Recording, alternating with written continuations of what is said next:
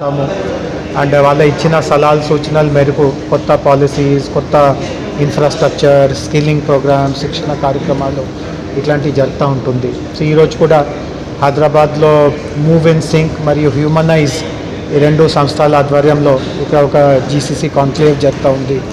హైదరాబాద్లో ఉన్నటువంటి చాలా ముఖ్యమైన జీసీసీస్ ఇందులో పాల్గొంటున్నారు.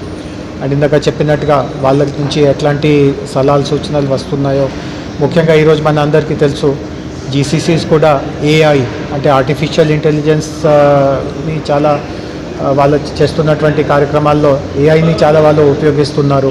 సో ఏఐ ఉపయోగం వాళ్ళకి హైదరాబాద్లో సులభంగా ఉందా లేదా, ఏఐ మీద అవగాహన ఉన్న క్యాండిడేట్స్ వాళ్ళకి చాలా సులభంగా దొరుకుతూ ఉందా లేదా, ఇట్లాంటి విషయాల మీద వాళ్ళ నుంచి కొంత ఫీడ్బ్యాక్ తీసుకోవడం జరిగింది. అండ్ భవిష్యత్తులో కూడా ఏఐకి ప్రాధాన్యత తెలంగాణ ప్రభుత్వం కూడా ఇస్తూ ఉంది.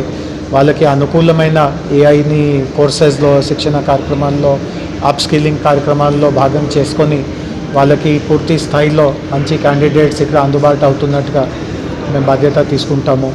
అదేవిధంగా ఇన్ఫ్రాస్ట్రక్చర్ పరంగా వాళ్ళకి ఏదైనా ఇష్యూస్ ఉంటే, ముఖ్యంగా ద్వితీయ శ్రేణి నగరాలు, అదేవిధంగా హైదరాబాద్లో ఈరోజు ఐటీ ముఖ్యంగా ఇక్కడ ఈ సైబరాబాద్ ప్రాంతంకి పరిమితం అవుతూ ఉంటే ద్వితీయ శ్రేణి నగరాల వైపు వెళ్ళడానికి, అదేవిధంగా హైదరాబాద్లోనే తూర్పు హైదరాబాద్, మనకు నార్త్ హైదరాబాద్, దక్షిణం హైదరాబాద్ వైపు వెళ్ళడానికి వాళ్ళకి ఏదైనా ఇంకా ప్రభుత్వం నుంచి ఏదైనా ప్రోత్సాహనం కావాలా, ప్రభుత్వం ఎట్లాంటి విధానం అక్కడ ఏర్పాటు చేస్తూ ఉందో, ఇట్లాంటి అంశాల మీద కూడా వాళ్ళకి కొన్ని వివరాలు తెలియపరచడం జరిగింది. గవర్నమెంట్ చేస్తూ ఉంది. నాకు సంపూర్ణంగా ఎనర్జీ డిపార్ట్మెంట్ ఈ బాధ్యత తీసుకుంది. టైర్ 2 సిటీస్లో 2 ఏళ్ళు ఫ్రీ ఇస్తామని చెప్పాను సార్.